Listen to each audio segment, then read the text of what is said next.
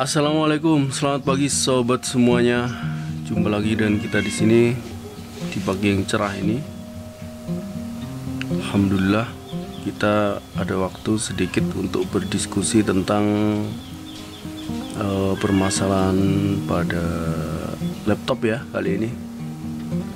Kali ini kita akan share sedikit hal yang gak terlalu penting tapi ternyata sering memakan korban dan membuat kita jadi rugi, yaitu tentang pergantian keyboard.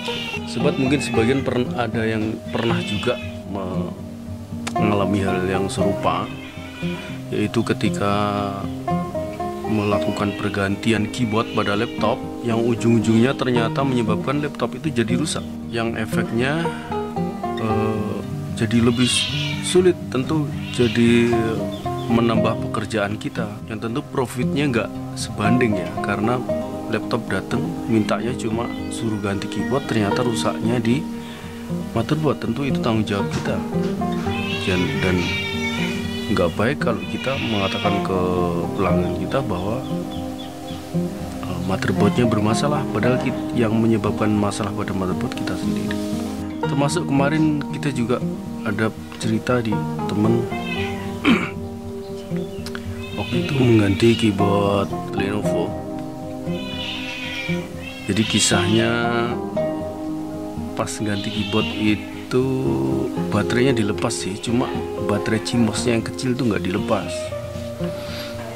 Ternyata setelah keyboard ditancepin, laptop dites nggak bisa nyala, laptop ngeblank, black screen.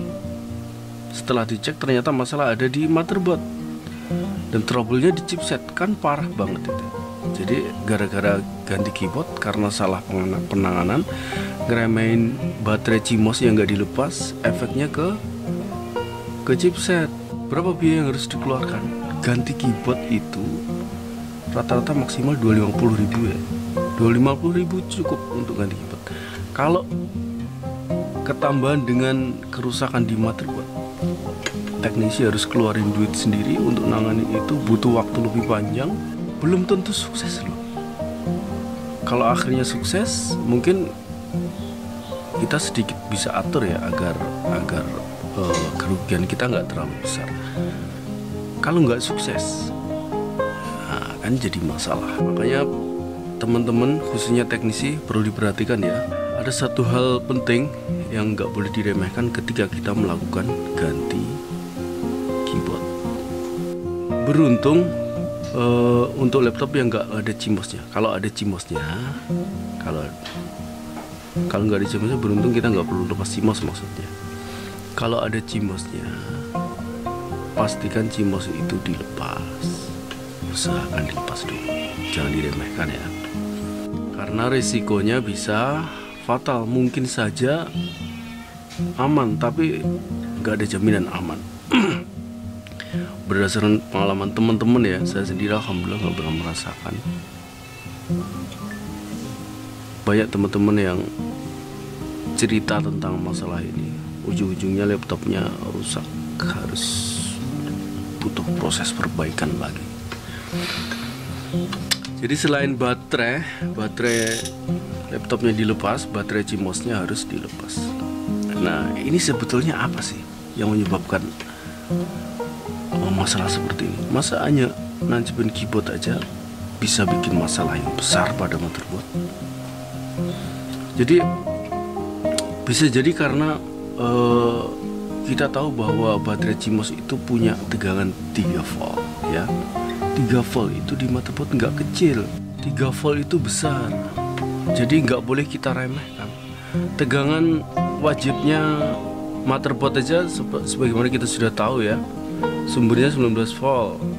Kemudian di sana ada 3 volt dan 5 volt. 3 volt ini masih diturunkan. Ada 1,5 volt, 1, sekian. Jadi 3 volt itu besar.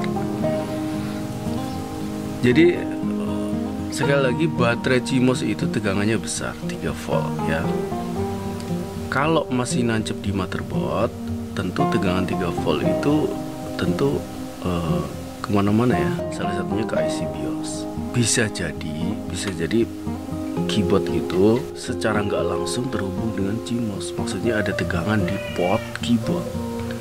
Kalau kita pas nancepin kita nggak sedikit geser sedikit, kemudian ada short antara satu pin ke pin yang lain, maksudnya pin di port keyboard itu pasti akan memunculkan lonjakan arus. Karena kita tahu keyboard itu, readernya keyboard itu kan chipset I/O ya. Keyboard itu terhubung dengan chipset I/O. Kalau di port keyboard itu ada lonjakan arus, tentu akan sangat berefek pada chipset I/O. Bisa jadi chipsetnya rusak. Nah, seperti itu. Jadi sekali lagi nggak boleh diremehkan. Kesimpulannya, kalau kita sedang ganti keyboard pada laptop, pastikan baterai dilepas, baterainya dilepas, baterai CMOS-nya dilepas. Kalau males lepas baterai CMOS, pastikan posisinya pas masukin kabel fleksibel keyboard itu posisinya benar-benar pas, nggak mungkin miring, nggak mungkin akan menyebabkan hubung singkat antar pin. Nah, pastikan betul. Kalau kita yakin gitu, nggak masalah, tancapin celep, kunci celek, insya Allah.